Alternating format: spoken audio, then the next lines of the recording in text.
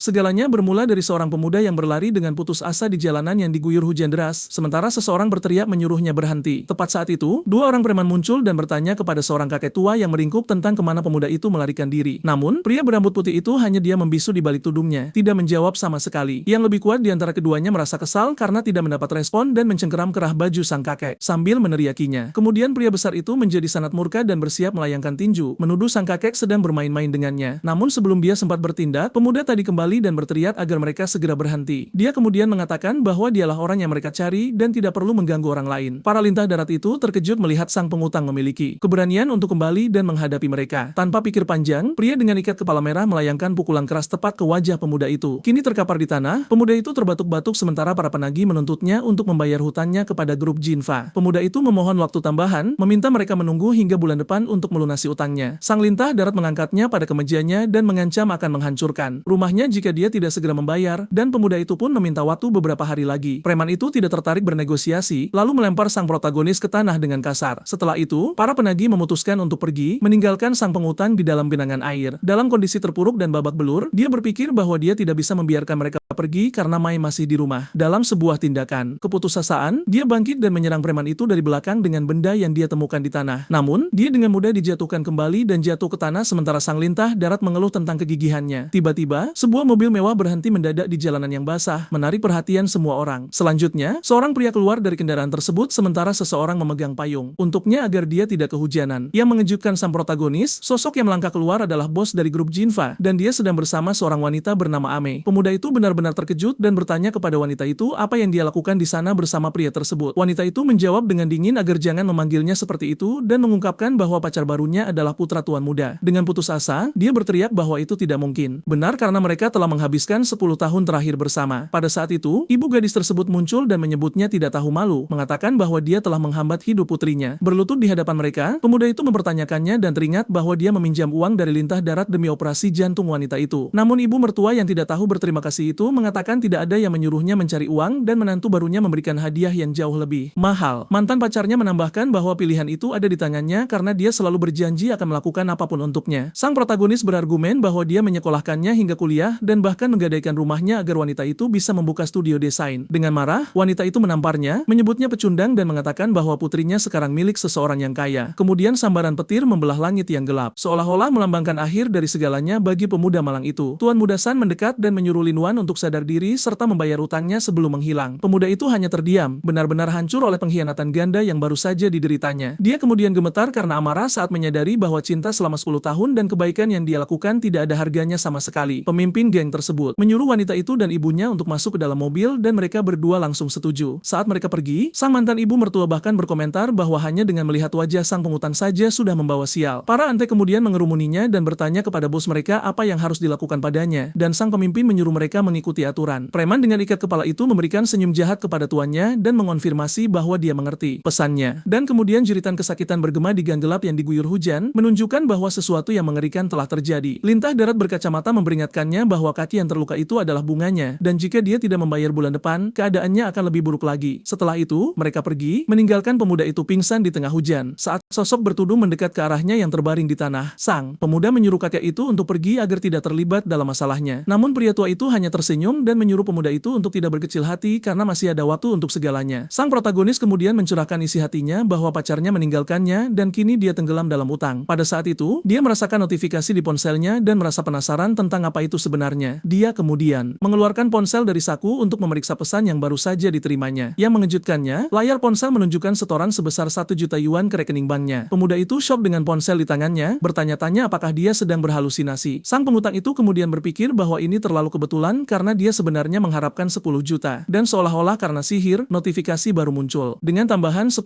juta yuan lagi. Sambil merayakan, pemuda itu bangkit dan berteriak bahwa hari kebangkitannya akhirnya telah tiba. Namun, perayaannya terhenti oleh rasa sakit di kakinya dan sang kakek menawarkan bantuan. Di rumah sakit, seorang pria sombong menatap mereka dengan jijik dan mengeluh tentang bau yang berasal dari mereka. Resepsionis memberitahu mereka bahwa biaya medisnya adalah 50.000 dan kamar standar seharga 10.000 per hari. Mendengar harga 10.000 per hari, pemuda itu terkejut dan mengatakan tidak akan dirawat. Mendengar hal ini, resepsionis menjadi marah dan menuduhnya berpura-pura kaya tanpa memiliki uang sepeser pun. Namun dia hanya melemparkan senyum percaya diri karena sekarang situasinya sangat berbeda. Dengan seringai, dia meletakkan sebuah kartu di atas konter dan mengatakan bahwa dia menginginkan kamar terbaik baik di rumah sakit tersebut. Wanita itu masih curiga dan mengambil kartu itu, berpikir pemuda itu hanya main-main. Namun saat dia menggesek kartu tersebut, matanya terbelalak karena terkejut melihat hasil transaksinya. Ekspresinya berubah seketika, dan dia memanggilnya Tuan Lin, berjanji untuk mengurus segalanya. Kini di ruang VIP, pemuda itu menerima perawatan kelas 1 dengan pijatan dan perawatan khusus. Selain itu, dia menikmati hidangan gourmet yang disiapkan khusus untuk masa pemulihannya. Dengan semua perawatan ini, kakinya yang terluka berangsur pulih tanpa komplikasi apapun. Perawat kemudian memberitahu bahwa dia sudah pulih sepenuhnya dan boleh keluar dari rumah sakit. Benar-benar terlahir kembali, dia meninggalkan rumah sakit dengan postur percaya diri. Bersama sang kakek tua. Pada saat itu, dia teringat akan pengkhianatan tersebut dan bersumpah akan mengambil kembali semua yang hilang karena mantannya di luar sana. Dia berterima kasih kepada pria tua itu dan mencoba memberinya kartu sebagai bentuk pembayaran. Namun sang protagonis bersikeras, mengatakan bahwa keberuntungannya berubah berkat kakek tersebut dan bahwa dia menganggapnya sebagai penolongnya. Tiba-tiba, seorang streamer yang lewat melihat kejadian itu dan memutuskan untuk mendekat demi merekam situasi tersebut. Tepat saat itu, sang kakek jatuh pingsan ke tanah dan penonton di kolom chat streamer menyuruhnya untuk membantu. Namun, pembuat konten itu ragu-ragu, berpikir itu mungkin penipuan untuk memeras uang darinya. Tanpa pikir panjang, pemuda itu mendorong sang streamer ke samping dan berlari menolong kakek yang terjatuh. Dia menggendongnya di punggung dan membawanya masuk ke rumah sakit sementara orang-orang di chat memuji tindakannya. Sang kakek kemudian membatin bahwa dia tahu dia tidak salah menilai karakter pemuda tersebut. Dengan cepat, sang protagonis membawa penolongnya ke ruang gawat darurat untuk dirawat. Dokter memberitahu bahwa pasien mengalami pendarahan otak dan butuh operasi mendesak. Dengan tekad bulat, pemuda itu mengatakan nyawa sang kakek sangat penting dan bahwa dia akan membayar semua biayanya. Setelah itu, dokter mengonfirmasi bahwa dia akan menangani segalanya dan membawa pasien ke ruang operasi. Dokter memperhatikan pemuda itu berjalan pergi dan berpikir bahwa uang memang membuat orang menjadi lebih berani. Sambil menunggu, sang protagonis berdiri di luar rumah sakit dengan tatapan penuh percaya diri. Pemuda itu merenung bahwa perasaan tidak memiliki masalah keuangan itu. Sungguh luar biasa. Dia sekarang berjalan dengan percaya diri melewati kota, tahu bahwa dia bukan lagi pecundang yang berutang. Tiba-tiba, dia mendengar seseorang berteriak dari sebuah gedung agar dia membayar sewa yang menunggak. Selanjutnya, sebuah bingkai foto dilempar dari jendela dan hancur di tanah tepat di depannya. Benda yang hancur itu menampakkan fotonya saat masih kecil bersama orang tuanya. Tersenyum bahagia. Dengan hati-hati, pemuda itu memungut bingkai foto dari tanah untuk menyelamatkan foto keluarganya. Dia menatap foto itu dengan ekspresi serius dan penuh tekad di wajahnya. Seorang kenalan mendekat dan memperingatkannya bahwa ibu kos sangat marah dan sedang mencarinya. Teman itu merasa aneh dengan ketenangan sang protagonis dan bertanya-tanya sejak kapan dia menjadi begitu tenang. Setibanya di rumah, sang pemilik properti menyambutnya dengan sapu di tangan. Sambil meneriakinya, wanita itu mengancamnya, mengatakan bahwa dia tidak boleh pergi sampai membayar sewa 3 bulan. Dia kemudian mengeluh tentang nasib buruknya karena memiliki penyewa yang suka menunggak dan bangkrut sepertinya. Pemuda itu menatap foto tersebut dan berpikir bahwa dia telah membuat orang tuanya menderita selama paruh pertama hidup mereka. Teriakan itu menarik perhatian para tetangga yang keluar untuk melihat apa yang terjadi. Seorang tetangga berkomentar bahwa dia mendengar pemuda itu tidak membayar sewa dan pacarnya meninggalkannya. Penghuni lain setuju, menyebutnya menyedihkan dan mengatakan dia pantas dicampakan. Ibu kos menjadi semakin kesal dengan kebisuannya dan bertanya apakah dia pura-pura tuli. Dia melanjutkan omelannya, mengatakan bahwa dia tidak pernah melihat orang yang begitu tidak tahu malu selama bertahun-tahun dia menyewakan tempat. Wanita itu berteriak bahwa dia harus membayar hari ini atau dia tidak akan punya uang untuk bermain mahjong. Dengan tenang, pemuda itu memegang jarinya dan bertanya apakah hanya itu yang dia inginkan dengan tatapan dingin. Ibu kos bingung dengan pertanyaannya dan menatapnya, tidak mengerti apa-apa. Dia kemudian mentransfer 6.000 yuan kepadanya dan wanita itu syok melihat uang masuk ke rekeningnya. Wanita itu tidak percaya bahwa pemuda miskin ini sekarang punya uang untuk membayar sewa. Dia bahkan lebih kesal lagi dengan sikap cuek dan tenang dari mantan pengutang itu. Pemuda itu kemudian menunjukkan ponselnya dan notifikasi tersebut mengungkapkan saldo hampir 11 juta. Karena syok, sang pemilik tanah bertanya apakah dia sudah cukup melihat dan wanita itu terdiam 1000 bahasa. Dia tersenyum dan mengatakan bahwa dia punya ide karena wanita itu sangat suka menagih uang sewa. Kemudian pria kaya baru itu mengumumkan bahwa dia akan membeli seluruh gedung tersebut sehingga wanita itu bisa menagih sewa untuknya. Para tetangga yang suka bergosip mulai mengejeknya, menyebutnya orang kampung dan sampah yang tidak berguna. Karena takut, sang pemilik tanah tergagap bahwa harga pasar gedung itu adalah 4,5 juta. Dia menawarkan 10 juta dengan sebuah kartu dan menyuruhnya menggunakan sisanya untuk merenovasi segalanya. Wanita itu menerima kartu tersebut sambil tersenyum dan memastikan padanya bahwa dia akan mengurus semuanya dengan sempurna. Pemuda itu kemudian berbalik ke arah para tetangga dan memberi waktu 3 hari bagi semua orang untuk mengepat tas mereka. Karena geram, mereka berteriak bahwa masa sewa mereka belum berakhir dan uang sewa sudah dibayar. Karyawan baru itu berteriak bahwa gedung itu sekarang milik Lin dan ucapannya adalah hukum. Sang protagonis menegaskan bahwa dalam 3 hari dia tidak ingin melihat siapapun lagi di sana dan wanita itu mendukungnya. Pemandangan kemudian berpindah ke malam hari di depan sebuah hotel mewah dan megah di kota itu. Pemuda yang kini kaya raya itu berjalan dengan percaya diri menyusuri karpet merah menuju pintu masuk. Di resepsionis, seorang karyawan menyapanya dan bertanya apakah dia memiliki reservasi. Pemuda itu bingung dengan pertanyaan tersebut dan menyangkal telah membuat reservasi jenis apapun untuk menginap. Pada saat itu, sebuah suara memanggilnya pecundang dan mempertanyakan nyalinya masuk ke hotel bintang 5. Dia kemudian menyadari bahwa mantan pacarnya dan Tuan Muda San berada di tempat yang sama dengannya. Wanita itu menyuruhnya bangun ke realitas dan berhenti menempel padanya karena semuanya sudah berakhir. Dengan hina, dia menyebut wanita itu berhalusinasi karena mengira dia masih peduli padanya. Gadis itu menuduhnya mengikutinya untuk memohon sambil berlutut dan pacarnya menyemangatinya untuk melakukan hal itu. Dengan marah, sang protagonis mengepalkan tinjunya dan memberitahu mantannya bahwa dia telah melewati batas. Tepat saat itu, para lintah darat muncul dan mengepungnya, bertanya apakah dia akhirnya mendapatkan uangnya. Mantan pacarnya memperingatkan bahwa Tuan Muda San adalah seorang tamu penting dan lebih baik dia tidak membuat masalah, tetapi dia memotong pembicaraan, mengatakan dia hanya di sana untuk check-in, bukan untuk mendengarkan ocehannya. Geram, wanita itu mengangkat tangannya untuk menampar wajahnya karena kelancangannya. Namun, pemuda itu dengan mudah menangkap pergelangan tangannya dan mengatakan dia tidak punya waktu untuk berurusan dengan mereka berdua. Lintah darat dengan ikat kepala itu marah dan mengancam pemuda tersebut karena berbicara seperti itu kepada mereka. Namun, sebelum dia sempat bertindak, sebuah suara tegas berteriak menyuruhnya untuk segera berhenti. Para penagih itu terkejut melihat siapa yang datang dan mengenali seseorang bernama Tuan Li. Pria yang muncul adalah Li Tian, mitra terbesar dari grup Jinfa, seorang tokoh penting. Tuan Muda San meminta maaf kepada pendatang baru itu atas kejadian memalukan tersebut dan mengundangnya masuk. Dia kemudian mengatakan sang protagonis adalah seorang pengemplang utang dan dia akan mengusirnya sekarang juga. Setelah itu, salah satu antek mencengkeram pemuda itu untuk menendangnya keluar dari hotel, tetapi dia melawan. Tiba-tiba, sebuah tongkat menghantam lantai dengan keras, menghentikan keributan seketika. Tuan Li menjadi murka dan mengancam akan membangkrutkan grup Jinfa jika mereka menyentuh pemuda itu. Orang-orang di sekitar terkejut dengan situasi tersebut dan bertanya-tanya tentang hubungan antar keduanya. Tuan Muda San benar-benar bingung saat pria penting itu berjalan melewatinya. Dia kemudian mendekati sang protagonis dan mengatakan akhirnya menemukannya, tetapi pemuda itu tidak mengenalinya. Pendatang baru itu kemudian memperkenalkan diri sebagai Li Tinyang dan mengungkapkan bahwa pemuda itu adalah penolong keluarganya. Pria kaya itu menjelaskan bahwa ayahnya pingsan di jalan dan diselamatkan olehnya yang membayar semua biayanya. Pada titik ini, Tuan Muda San menyela dan menyarankan pasti ada kesalahan. Dia menunjukkan sebuah foto dalam bukti utang untuk membuktikan bahwa si pemutang tidak mungkin sanggup membayar. Dengan tatapan menghina, pewaris keluarga Li mengeluarkan ponselnya dan mengatakan dia juga punya sesuatu untuk ditunjukkan. Layar tersebut menampilkan rekaman kamera keamanan rumah sakit yang menunjukkan pemuda itu sedang menolong sang kakek. Pasangan itu syok dan wanita itu bertanya-tanya bagaimana mungkin jika dia bangkrut. Sebagai tanda terima kasih, pria itu menawarkan kartu berlian dan mengatakan keluarga Li akan menanggung semuanya. Mendengar hal ini, semua penjaga keamanan berlutut sebagai tanda terima kasih karena dia telah menyelamatkan tuan besar, pemimpin geng dan mantan pacarnya bahkan lebih terkejut lagi melihat kartu berlian VIP tersebut. Seseorang di kerumunan berkomentar bahwa hanya ada 3 orang di dunia yang memiliki kartu itu. Sang protagonis menolak hadiah tersebut, mengatakan bahwa menyelamatkan orang adalah hal mendasar yang harus dilakukan dan dia akan menangani utangnya sendiri. Dia kemudian memberikan senyum percaya diri, menunjukkan bahwa dia bertekad menyelesaikan semuanya sendiri. Namun putra sang kakek bersikeras menawarkan kartu itu sebagai hadiah antar teman. Para penjaga keamanan kemudian berlutut kembali dan meminta serempak agar Tuan Lin menerimanya. Dengan canggung, pemuda itu menerima hadiah tersebut untuk menghindari masalah lebih lanjut dan pria itu pun merasa senang. Mantan pacarnya kemudian berbisik kepada pacarnya bahwa pecundang itu benar-benar beruntung. Li mengabaikan mereka berdua dan memerintahkan San Wenwu untuk menyerahkan suite kepresidenannya kepada Tuan Lin. Tuan Muda San benar-benar terkejut dengan perintah tersebut dan tidak percaya dia harus melayani mantan pengutangnya. Dia kemudian memprotes mengatakan pemuda itu adalah seorang pengemplang dan wanita itu menambahkan bahwa pecundang tidak pantas mendapatkan suite tersebut. Kesal, pria kaya itu menuduh mereka meremehkan keluarga Li dan mengancam akan membatalkan proyek penting. Mendengar hal ini, sang Tuan Muda menjadi pucat, teringat bahwa 70% pendapatan keluarganya berasal dari daftar tersebut. Dengan putus asa, dia mengubah sikapnya dan mempersilahkan sang protagonis untuk maju karena dia tidak boleh kehilangan proyek tersebut. Sang pewaris berbalik untuk pergi bersama teman barunya, tetapi San Wenwu berlari ke arah mereka. Dia kemudian membungkuk meminta maaf, mengakui dia gagal mengenali seseorang yang penting. Wanita itu bingung dan bertanya mengapa pacarnya meminta maaf kepada pecundang itu. Wajah pemuda itu berkerut karena amarah murni, melihat pacarnya tidak mengerti gawatnya situasi. Dalam ledakan amarah, dia menampar wajah wanita itu dan meneriakinya karena menghina penolong Tuan Li. Di lantai, wanita muda itu syok dan tidak percaya dia dipukul karena mantan pacarnya. Tuan Muda San kemudian memerintahkannya untuk segera berlari berlutut dan meminta maaf kepada Tuan Lin. Dia berbalik ke arah mereka berdua dan memohon pengampunan, mengatakan wanita itu tidak punya otak dan jangan menganggapnya serius. Sang protagonis memotong pembicaraannya dan memperingatkan bahwa itu sudah cukup untuk saat ini karena urusan mereka tidak akan selesai dalam 1 hari saja. Pemuda satunya setuju dan berpamitan dengan sopan, mengundang mereka berdua untuk sarapan. Dengan itu, sang mantan pengutang dan teman barunya masuk ke dalam lift dan pintu tertutup di depan pasangan tersebut. Sendirian di lorong, San Wenwu bersumpah dengan tatapan penuh kebencian bahwa dia akan mengingat penghinaan yang dia tanggung. Keesokan harinya, sang protagonis menerima transfer sebesar 130 juta dan pergi untuk membeli mobil baru. Di suite kepresidenan, sang pewaris bertanya apakah teman barunya puas dengan segalanya, dan dia mengonfirmasi dengan seringai. Pria kaya itu memberikan perintah misterius dan mengatakan untuk melayani sang protagonis dengan baik. Pemuda itu benar-benar bingung dengan situasinya dan dibawa pergi oleh dua pria tanpa mengerti apa yang terjadi. Dia kemudian bersantai di sofa yang nyaman sementara dua wanita memijatnya untuk meredakan ketegangan hari itu. Temannya menjelaskan bahwa ini adalah rasa terima kasih pribadinya dan dia akan membawa ayahnya untuk secara resmi berterima kasih kepada orang tuanya. Pemuda itu kemudian merenungkan situasinya dan berpikir mungkin seperti inilah cara kerja masyarakat kelas atas. Dia kemudian teringat orang tuanya dan berjanji bahwa sekarang dia akan memberi mereka kehidupan yang layak karena keadaan telah berubah. Pemandangan kemudian berpindah ke keesokan harinya dengan pemandangan kota yang cerah dan gedung-gedung tingginya yang indah. Seorang karyawan kemudian muncul untuk membantu pemuda itu memilih setelan baru untuk memulai hari dengan berpakaian rapi. Sudah mengenakan pakaian barunya yang elegan, dia menyuruh wanita itu pergi dan bersiap untuk rencana yang ada di pikirannya. Sambil tersenyum, dia memutuskan untuk membeli mobil terlebih dahulu dan kemudian menjemput orang tuanya dengan kendaraan baru tersebut. Dengan berpakaian rapi dan percaya diri, sang mantan pengutang meninggalkan hotel mewah tersebut untuk menjalankan rencananya. Bersembunyi, seorang pria berkacamata hitam mengawasinya dan melaporkan lewat ponselnya bahwa target baru saja meninggalkan lokasi. Pria itu kemudian masuk ke sebuah mobil dan menyuruh pengemudi untuk mengikuti sang protagonis agar tidak kehilangan jejaknya. Sementara itu, pahlawan kita tiba di sebuah dealer mobil mewah untuk melakukan pembelian besar pertamanya. Seorang pramuniaga mendekat dengan senyum dan menyapanya, bertanya apakah dia ingin melihat-lihat mobil. Pemuda itu menjawab bahwa itulah yang dia inginkan, tetapi karyawan lain yang sombong datang dan memotong pembicaraan. Pria berambut biru itu menyebutnya bokek dan sang protagonis menegaskan bahwa dia di sana untuk membeli mobil. Pramuniaga itu meremahkannya, mengatakan pakaian murahnya sudah menunjukkan bahwa dia adalah pecundang yang berpura-pura menjadi pelanggan. Kehilangan kesabaran, pemuda itu menyingkirkan tangan dari bahunya dan pramuniaga itu pun murka melihat sikap sang pemuda. Tiba-tiba, mantan pacarnya muncul bersama Tuan Muda San yang menyebutnya pecundang bokek dan memelototinya. Wanita itu melepas kacamata hitamnya dan menanyainya dengan hina, bertanya apakah dia pikir dia sanggup melihat-lihat Maibach sekalipun. Tuan Muda San memperingatkannya untuk tidak berpikir hidupnya telah berubah hanya karena dia cukup beruntung bertemu Tuan Li. Dia bahkan menyombongkan diri bahwa gadis yang dicintai sang protagonis selama 10 tahun kini menjadi tunangannya. Para antek grup Jinfa kemudian mulai tertawa dan melontarkan lelucon tentang ketidakbergunaannya. Sang mantan pacar berpikir dengan jijik bahwa dia tidak pernah meliriknya karena dia tahu pemuda itu tidak berharga. Dengan tenang, pemuda itu setuju dan mengatakan bahwa jika mereka masih bersama, wanita itu memang benar-benar tidak akan menaiki Maibach. Dia kemudian menunjuk dengan percaya diri dan mengungkapkan bahwa mobil yang akan dia beli sebenarnya adalah yang di sebelah sana. Semua orang menoleh dan melihat sebuah Bugatti edisi terbatas yang berharga 130